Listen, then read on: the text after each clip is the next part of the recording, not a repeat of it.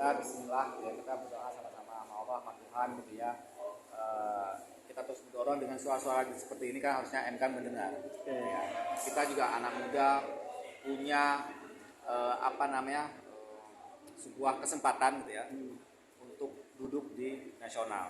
Ya, maka sampai sekarang ya namanya kita dengan yakin kita muncul doa ya semoga apa yang kita harapkan keputusan MK itu bisa terkabul dari sisi umur. Kita tetap optimis sampai sekarang. Ya, ada wacana di luar bakal terkabul tuh karena kan pamannya gitu. Bagaimana nih menepis ini nih? Tapi kan di sana ada beberapa hakim juga kan. Pamannya sendiri, tapi kan ada 9 hakim kan di sana ya. Kalau saya nasa 9 hakim. Kan. Tapi ya paling tidak kita semua berdoa, anak muda berdoa, tujuan kita bagaimana umur terkabul gitu ya, sehingga Mas Gibran bisa benar-benar bisa jadi cawapres. Kita aminkan aja. Tadi ada protes, ada masukan sedikit kalau bisa dan si Gibran ini ke depan udah jadi politisi yang feodal. Itu gimana tuh bisa meyakinkan publik dengan hal-hal semacam ini, karena ketika kita melihat keberhasilan di Solo itu nggak bisa menjadi tolok ukur bahwa itu bisa dibawa juga sampai ke republik yang begitu gede. Karena gini, kita lihat dari awal Mas Gibran kita sebenarnya dari awal pun bukan orang politik. Kita bisa lihat dari dia, kita bisa lihat pas Pak Jokowi naik jadi presiden pun dia abahan ya, tapi begitu beliau dikasih kepercayaan untuk memimpin kota Solo, tentu dia bisa. Saya bolak-balik beberapa kali ke Solo, saya lihat Solo jauh lebih maju ya, sebelumnya gitu ya. Dan Mas Gibran orangnya yang low profile ya, dan tidak ada jarak antara beliau sama masyarakatnya gitu ya.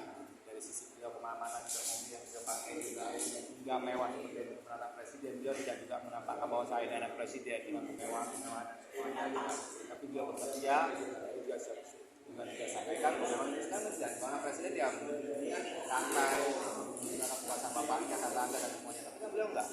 Ngapain beliau capek-capek gitu ya? Anak presiden enak tahu, beliau capek-capek ke masyarakat, beliau ingin membuat kita bicara kota Solo lebih maju dibanding sebelumnya kan.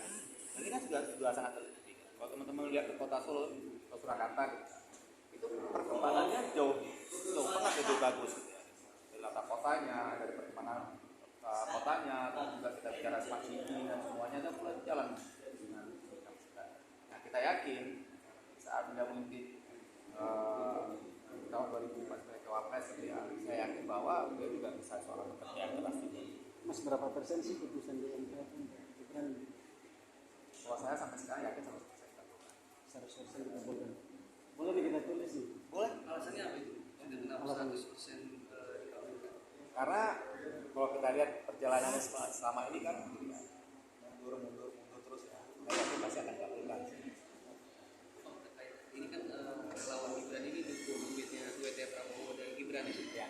Kenapa itu nggak dukung Pak Ganjar? Karena kan dari segi partai itu dari Ganjar sama Gibran kan satu partai dia. Gini, dari sisi skala yang sangat memungkinkan adalah ke Pak Prabowo. Kalau sisi Ganjar apa memungkinkan? Negara yang dipimpin oleh satu partai tanpa ada koalisi. Dan itu kan dikatakan itu nggak baik juga untuk buat negara dikuasai oleh satu partai kan. Tapi slot yang kita lihat, kesempatan yang kita lihat ya Pak Prabowo dan juga Mas Gibran. Berarti mekanismenya gimana? Bakal keluar dari partai misalkan nantinya Mas Gibran jadi cawapres. Kalau itu terus saya tanyakan urusan internal partai ya. Sebaiknya kita yang dorong. Tapi diskusi Pak Jokowi sama Gibran, kemudian sama relawan-relawan, gimana sih soal dukungan dari bawah ini kayak Pak Jokowi tidak pernah mendorong gitu, atau diskusi sama kita untuk Mas Gibran dorong cawapres dengan relawan ya.